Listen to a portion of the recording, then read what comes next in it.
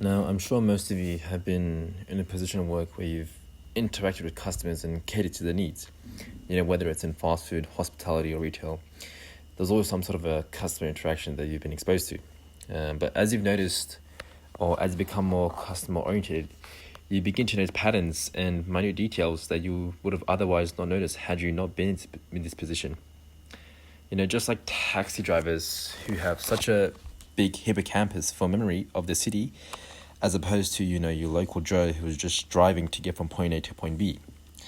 And with these patterns, you begin to predict certain situations. For example, certain customers you can see from the stance and how they appear whether this transaction will be of a quick or lengthy one.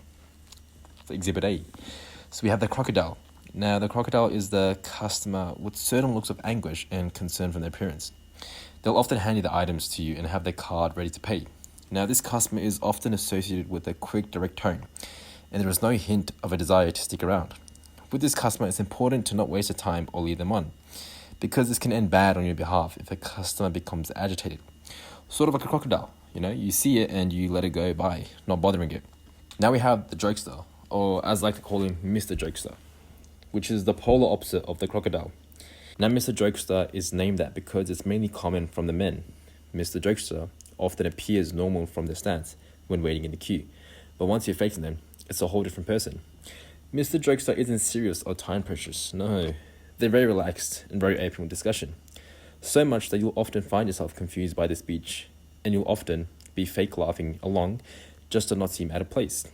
Just like Mr. Crocodile, Mr. Jokester will also have a problem if you fall out of line, like not following along or saying something problematic or out of pocket that will probably cause a shock. Now, this won't really affect the younger workers like the teenagers because they don't really have a desire to rebel or to say something else. But it's common in those. Now, this isn't all that bad because these customers, they'll eventually come soon. But honestly, it becomes a routine after a while, and you'll notice more and more ways to speed up the transaction or even make the customer more satisfied, like bringing the bag over the counter or asking for any cards beforehand. Not only customers at the register, but also customers on the shop floor. Most items you'll start to recognize on the stock and predict whether you'll have any left in the back. This helps to manage your time efficiently whilst also dealing with the customer attentively and efficiently. Now, as you become more familiar with your environment, you'll start to become relaxed and carefree. This often leads to comfort, which then leads to becoming idle, not pursuing a high endeavor.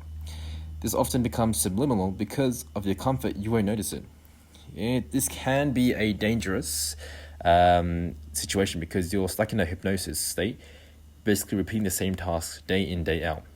Now, this isn't necessarily a bad thing or something to be avoided, but in order to grow and progress in life, you need to be constantly challenging yourself and see how far you can push yourself to achieve the results that are in that stratosphere.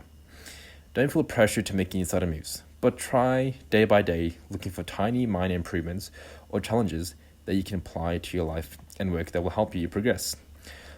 Sort of like the Toyota Kaizen mentality, which is essentially looking for minor improvements in your everyday work to be more efficient.